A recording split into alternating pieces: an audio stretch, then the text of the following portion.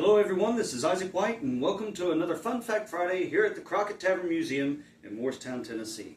In last week's episode, we discussed some of the adventures that befell young David Crockett when he ran away from home in order to avoid a whipping that was promised to him by his father. In that time, we see that he works at a variety of odd jobs and stays gone for about 2.5 years before he finally returns home to Tennessee and the tavern. Of course, needless to say, when he returned, he was greeted with a warm reception from his family who had long since given him up for dead. And it was this warm reception that led David Crockett to thinking that he might be able to easily transition back into the rhythm of family life.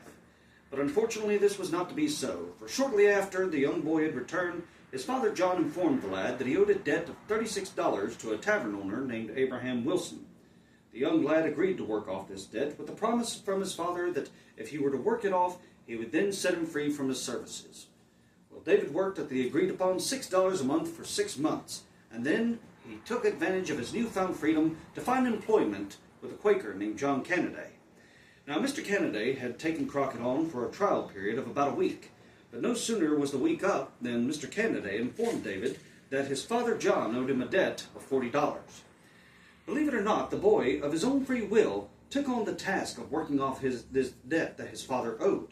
And after a year's worth of time working for Mr. Cannaday, young David comes back to the tavern whose doors he had not darkened in the 12 months it took to pay it off. But when he presented the note to John, well, his father thought it was being sent for collection, and he told the lad that he couldn't pay it off. But David said, "Don't worry, Dad, it's all been taken care of." At this, in Crockett's own words, he seemed mighty grateful and shed a heap of tears.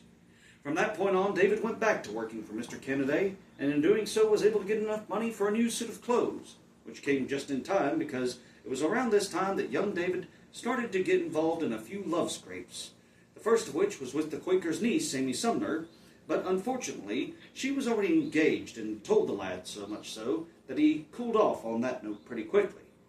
But he believed that his misfortune was brought about due to a lack of education. So therefore, he decided to work on to get enough money for some more education. And finally, after 6 months of hard learning, David was now able to read, write, and cipher some. And this was all the education in the world he claims to have ever received. But we see that the next girl Crockett was to date, well, although her name has been lost to history, we know she left a mark on the young lad's heart. Because Crockett fell head over heels for this young girl and went so far as to take out the marriage bond for her. But about 2 days before the wedding was set to take place, David went back to go ahead and pay a visit to the family.